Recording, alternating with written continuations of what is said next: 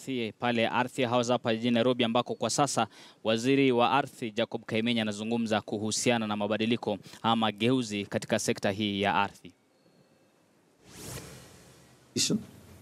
That the regulations were gazetted on 6th of October 2017, as was mentioned by the chairman, and are now undergoing the mandatory statutory instruments process. It is our hope, ladies and gentlemen, that the regulations will be passed by Parliament in good time. Yeah, the regulations are here. Some of you can have copies, or you can actually buy. It was a special gazette dated 6th of October 2017. You might ask, what are some of the contents of the said investigations of historical and injustices regulations? I know the chairman again did mention the contents, but let me highlight some of them. Basically, these regulations are broken into several parts. Part one is preliminary, and this basically provides what he said, the duration. Which period are we talking about? We are talking about 15th of June 1895 to 27th of August 2010, when we promulgated our constitution. Then, of course, that part as interpretation, right? So that we get to understand certain terminologies, because this is critical. For example, when you talk about a community, what does a community mean?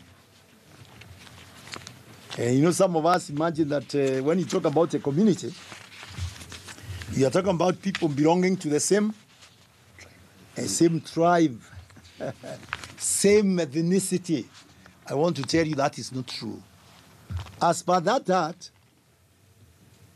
you must have the following attributes to be described as a community. So what are some of these attributes? Let me remind you, because I know you know these things. One, common ancestry.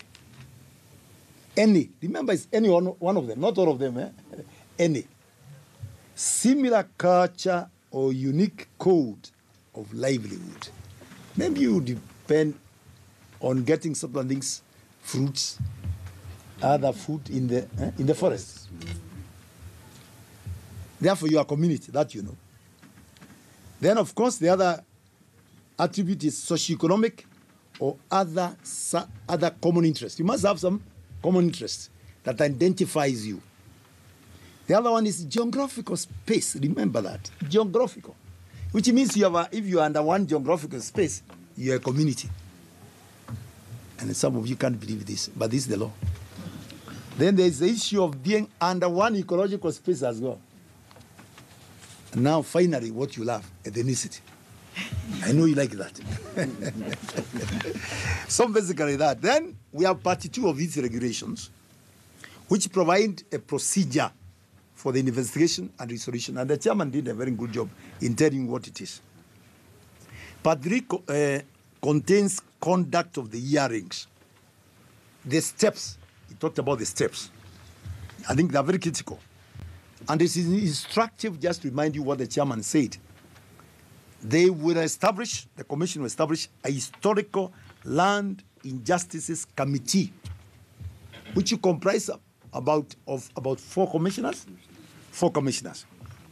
And then, of course, when you talk about conduct of this investigation, remember it has to provide investigations of a claim, how was it done, conduct of hearings, notice to appear, because some people might choose not to appear, but the chairman will make a demand in writing that you appear. Upende usipende. Ukicheza, alafu tunajua mahali tutakupeleka. I'm not threatening others, but that's the truth. And then the other, of course, part of that is the language. You need to know that you can use a language which you understand, principally Kiswahili, English, of course, and then Kenyan Sign Language.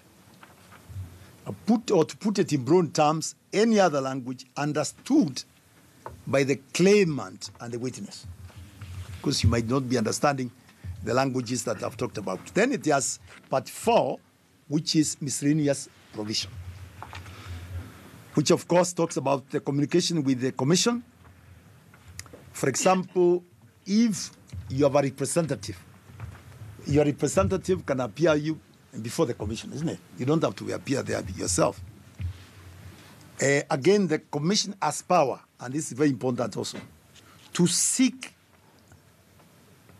assistance from other institutions so as to facilitate their work and enforce its decisions. They can choose to arrest somebody, but you have no powers to arrest. These powers are vested in somebody else. I think that's what they are telling us. Finally, these particular regulations have a schedule which provides details of the following forms. And I think he alluded to all of them. They have, the commission has come up with 6 forms. And Form 01 is basically lodging a historical land injustice claim